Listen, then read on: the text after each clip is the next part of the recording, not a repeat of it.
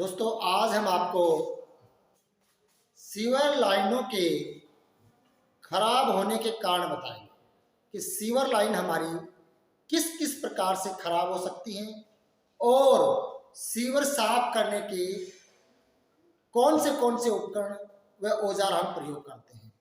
तो इससे पहले जानकारी देने से पहले हम आपको बता दें कि आप हमारी वीडियो को लाइक करिए, चैनल को सब्सक्राइब करिए, कमेंट करिए और सीवर की लाइनों के खराब होने के कारण और उनको साफ करने के लिए कौन से उपकरणों की जरूरत पड़ती है, आप इस वीडियो के माध्यम से जानकारी प्राप्त करें और अपने दोस्तों के साथ शेयर करें ताकि उनको भी इसके बारे में जानकारी प्राप्त हो। चलिए दोस्तों आगे चलते हैं। सीवर लाइनों के खराब होने के कारण क्या क्या कारण है कि सीवर लाइनें खराब हो जाती हैं। इसके निम्नलिखित कारण होते हैं। नंबर एक सबसे पहले आता है कि डिजाइन जो बनाते हैं, डिजाइन का सही से ना होना। सीवर लाइन का जो डिजाइन बनाते हैं उसका सही से ना होना। नंबर दो, उसके बाद आती है घटिया सामग्री का प्रयोग करना। जब सीवर लाइन को बनाते हैं तो उसके अंदर जो मटेरियल प्रयोग करते हैं वो अच्छी मटेरियल होनी चाहिए। अगर घटिया होगी, खराब होगा तो वो ऑटोमेटिक ही लाइनों को खराब कर देगा। उसके बाद आता है 3 नंबर, सीवर लाइन की गहराई सही ना होना, जिससे वाहनों के भार वाले वजन जो आते हैं, वाहन आते हैं, उनसे क्षतिग्रस्त हो जाते हैं। ठीक है ना। उसके बाद 4 नंबर जो आता है रासायनिक व मल द्वारा पाइपलाइन का खराब होना। नंबर 5 है सीवर में वेंटिलेशन की व्यवस्था न होना। जब सीवर लाइन के अंदर वेंटिलेशन की व्यवस्था नहीं होगी तो भी वो सीवर लाइन खराब हो जाएगा। नंबर 6 है मिट्टी का सही भराव न होना। सीवर लाइन के अंदर जब हम उसका लेवलिंग करते हैं तो उसमें लेवल में ऊंचा नीचा करके छोड़ देते हैं, इसलिए उसका लेवल एक समान होना चाहिए, उसकी मिट्टी सही से भरा होना चाहिए। ठीक है। नंबर 7 सीवर लाइन की सही देखभाल न करना। जब सीवर लाइन हम लगाते हैं और लगाने के बाद में जब वो नहीं खराब हो जाती तो उसकी देखरेख नहीं करते हैं, इसलिए सीवर लाइन हमारा खराब हो जाता है। और जब सीवर लाइन लगाते हैं 8 नंबर में तो उसका ढलान हमारा 40 फुट में 1 फीट गहराई होना चाहिए। जिस तरफ से हमारी ऊंचाई है उस तरफ से 1 फीट ऊंचा, और जिस तरफ हमारा सीवर लाइन जाएगा तो 40 फीट में 1 फीट की गहराई होनी चाहिए। उसके बाद आता है हमारा सीवर साफ करने के उपकरण। इसके अंदर निम्नलिखित उपकरण आते हैं। वो कौन से हैं? सीवर साफ करने के निम्नलिखित उपकरण होते हैं, औजार होते हैं, उनका प्रयोग किए जाते हैं। जो वो कौन से हैं? नंबर 1 सबसे पहले हम आपको बताएंगे सीवर रॉड। जो सीवर रॉड होती है वो छोटे छोटे सीवरों को साफ करने के लिए लंबी रॉड या छड़ें प्रयोग की जाती हैं। यह लोहे के सरिये, बांस की छड़ें और दूसरी लकड़ी की बनी होती हैं। इसको लंबाई में 8 से 10 मीटर होती है। जो लंबाई होती है उनकी छड़ों की वो 8 से 10 मीटर होती है। इसको सीवर में अंदर धकेला जाता है और अवरोध को ऐसे समाप्त किया जाता है। जहां पे भी उसके अंदर जो रोधक क्रिया हो जाती है तो उन रोडों के द्वारा उसको हमें ऐसे रोडिंग करते हैं सीवर रॉड के द्वारा, तो वो साफ हो जाती है। उसके बाद आता है वाटर जेट। वाटर जेट क्या होता है कि इसका प्रयोग फायर हाइडेंट के साथ लगाकर किया जाता है। फायर हाइडेंट क्या होता है? ये वाल होता है जो प्रेशर के साथ वो पानी को बाहर धकेलता है। इसमें पानी बहुत ही जोर से और सीवर में भेजता है। ठीक है। उसके बाद आता है हमारा जिससे सीवर में हुआ अवरोध समाप्त हो जाता है और इसके आगे पड़ने वाले मैन होल से जो भी उसके अंदर अवरोध होता है उसको बाहर निकाल लिया जाता है। उसके बाद हमारा आता है पंप। पंप क्या होता है? जब सीवर में पूरी तरह अवरुद्ध हो जाता है तो पंपों के द्वारा बाहर निकाला जाता है। क्या वो जो उसके अंदर गंद इकट्ठा हो जाता है तो मशीन चला करके, बड़े बड़े पंप चला करके उस गंद को बाहर निकाल देते हैं। उसके बाद आता है 4 नंबर। 4 नंबर में हमारा सीवर साफ करने के औजार। सीवर साफ करने के क्या क्या औजार होते हैं कि सीवर साफ करने के लिए विभिन्न आकृति के रूप कटर्स प्रयोग किए जाते हैं। इन्हें लंबी रोड के बाद क्या होता है, जो रोड होती है लंबी लंबी, उनके बाद में हमें उसको लंबा जो रोड होता है उसको के साथ बांधकर सीवर के अंदर घुमाया जाता है, जिससे यह रुकावट में सुराख कर देता है। जो भी रुकावट होती है उसके अंदर वो रोड बांधेंगे तो उसको रुकावट को दूर कर देता है। सीवर धीरे धीरे करके साफ हो जाता है। ठीक है। उसके बाद 5 नंबर जो आता है हमारा ड्रेंजर क्या होता है? यह एक हैवी ड्यूटी मशीन होती है। ड्रेंजर हैवी ड्यूटी मशीन में, जिसे क्रेन कहते हैं, ये ऐसे ट्रेन चलती रहती है और वो उसको साफ करती है। इसकी आर्म के द्वारा बड़े बड़े साइज के मैन होल के अंदर के सीवर को साफ करते हैं। जो बड़े बड़े सीवर होते हैं जिसे हम लैंप मैन होल भी बोलते हैं, उनके बड़े बड़े उनको साफ करने के लिए उसका प्रयोग किया जाता है। इसको आर्म मैन होल के साथ के कोनों में जमा सीवरेज को साफ नहीं कर पाती है। यह जो पदार्थ मैन होल में उठाती है उसे सीधे ट्रक में ऐसे उठाएगा और सीधे ट्रक के अंदर भर देता है।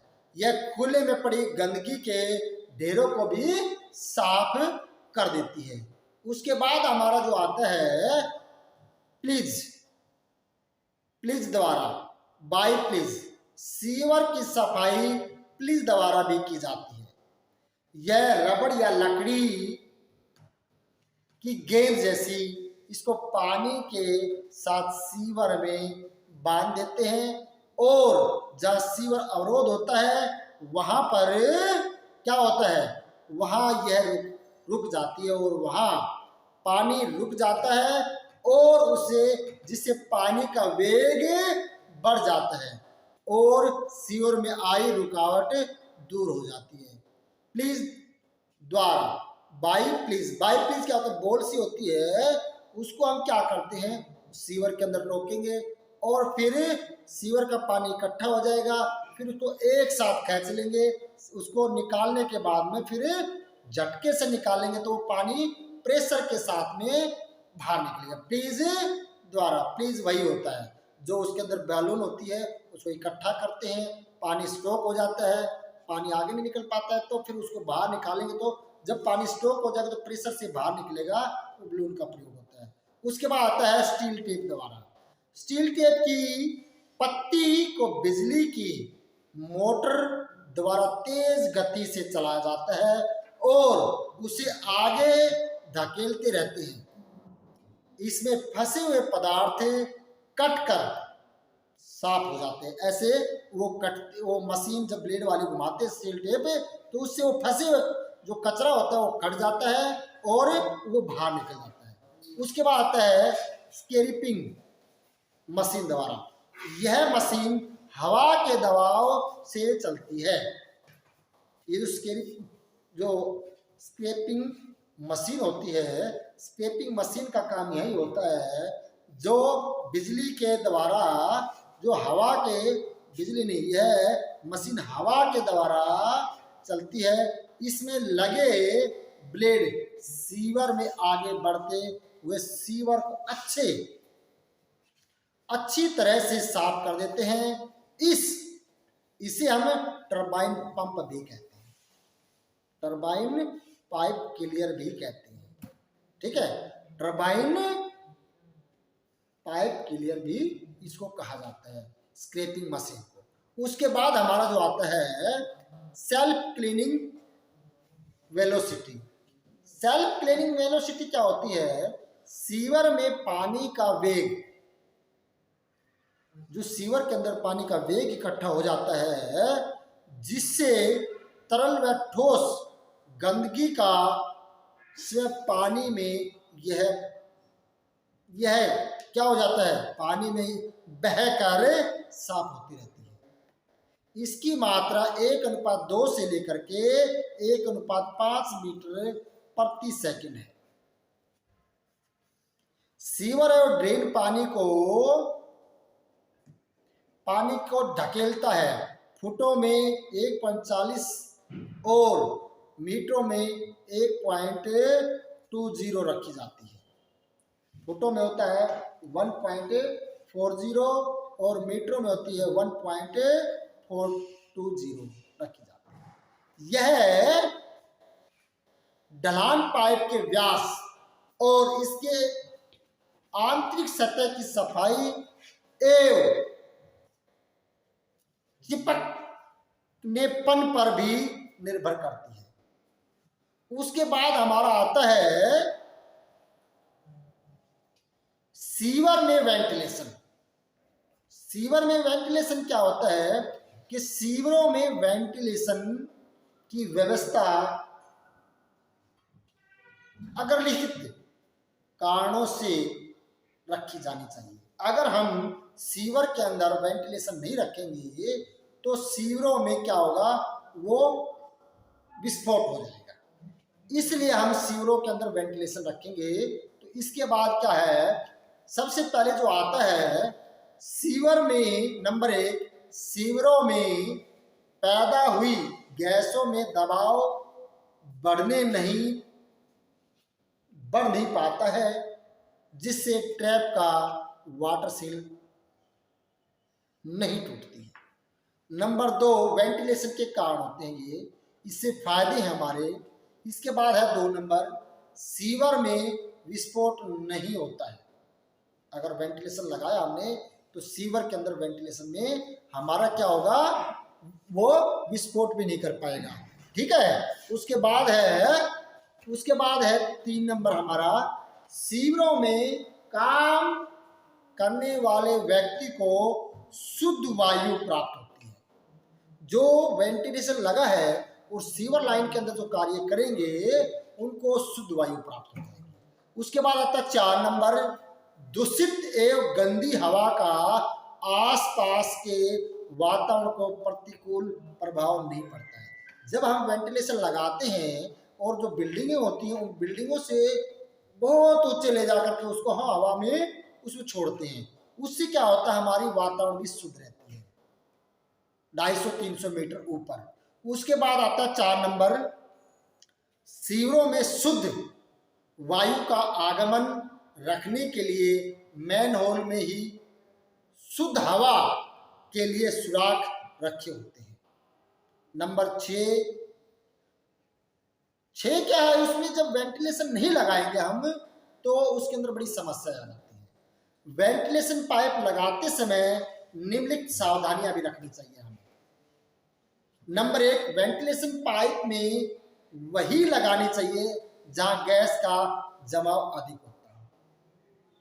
अगर वेंटिलेशन हमने ऐसी जगह लगा दी जहां पानी भरे तो वेंटिलेशन निकलेगा कहां, ऊंचा स्थानों को वहां पे हम वेंटिलेशन लगाएंगे। Number 2, ventilation went pipe sewer के पानी की ऊंचाई पर रखना चाहिए। जब पानी बह रहा है तो बहते हुए पानी से हमें उसकी लाइन को जो गैस निकले वो उस पानी के अंदर, पाइप जो वेंटिलेशन वाला है वो उसके अंदर डूबा हुआ नहीं हो, वो उसके ऊपर हो, तो इसीलिए उस पाइप को लगाना चाहिए। उसके बाद आता है यह सीवर से बाहर ऊंचाई पर निकालनी चाहिए। इस जब बिल्डिंगें होती हैं और सीवर लाइन होती है उससे ऊंचा करके निकालना चाहिए, ताकि जो गंदी फाउल गैस है वो उससे ऊपर पहुंचे। नंबर 4, इस पाइप को वहीं निकालना चाहिए जहां ज्वलनशील पदार्थ इकट्ठे न हो, क्योंकि ये गंधहीन गैस होती है, जलने वाली गैस होती है। तो इस गैस को हमें ऐसी जगह निकालना चाहिए जहां पे आग वाग ना लगे। नंबर 5, वेंटिलेशन पाइप का न्यूनतम व्यास 150 मिलीमीटर होना चाहिए। ठीक है, 150 मिलीमीटर वेंटिलेशन में पाइप का व्यास होना चाहिए, जिससे पूरे सीवर की बदबू ऊपर दौड़ते बाहर निकल जाए। इसी के साथ में मैंने आप लोगों को वेंटिलेशन, सीवर में वेंटिलेशन और जो उपकरण प्रयोग करते हैं उनका, और सीवर लाइन के खराब होने के कारण आप लोगों को इस वीडियो के माध्यम से बताया है। मैं आशा करता हूँ आप लोगों को ये वीडियो अच्छी तरह से समझ में आ गई होगी। अगर फिर भी आप लोग किसी प्रकार की वेंटिलेशन से संबंधित या फिर सीवर लाइन के खराब होने से संबंधित कोई भी आपको समस्या आए तो आप हमें कमेंट करके बताएं, तभी हम आपको दोबारा से इसके बारे में बता पाएंगे। इसी के साथ आपसे लेते हैं आज्ञा और मिलते हैं अगले वीडियो में। Okay, thank you. फिर दोबारा आपसे आग्रह करते हैं कि चैनल को सब्सक्राइब करिए, कमेंट करिए, वीडियो को लाइक करिए और अपने दोस्तों के साथ शेयर करिए, ताकि उन लोगों को भी अधिक जानकारी प्राप्त हो। Okay, thank you.